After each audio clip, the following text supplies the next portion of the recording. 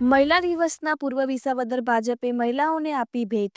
વિસાવદર નગરપાલિકાના પ્રમુખ ઉપપ્રમુખની ચૂંટણી યોજાયેલ હતી. પ્રથમ અઢી વર્ષ માટે ઓબીસી મહિલા અનામતનું રોટેશન હોય તે મુજબ વિસાવદર વોર્ડ નંબર 1માંથી ચૂંટાયેલા દયાબેન ભરતભાઈ સોલંકીની પ્રથમ અઢી વર્ષ માટે વરણી કરવામાં આવેલ. ત્યારે વોર્ડ નંબર 6માંથી ચૂંટાયેલા રમેશ માંગરોડિયાની વિસાવદર નગરપાલિકા ઉપપ્રમુખ તરીકે વરણી કરવામાં આવેલ હતી. વિસાવદર નગરપાલિકાના હોલમાં યોજાઈ ચૂંટણી. પ્રમુખ તરીકે દયાબેન સોલંકી, ઉપપ્રમુખ તરીકે રમેશ માંગરોડિયાની ભાજપે કરી જાહેરાત. વિસાવદર નગરપાલિકા 24 બેઠકોમાંથી 21 બેઠકો પર ભાજપ અને 3 બેઠકો કોંગ્રેસે જીતી છે. રિપોર્ટર હરેશ મહેતા, વિસાવદર. આજરોજ વિસાવદર શહેરની નગરપાલિકાના પ્રમુખ ઉપપ્રમુખની ચૂંટણીમાં યોજાયેલ, જેમાં પ્રમુખ તરીકે દયાબેન ભરતભાઈ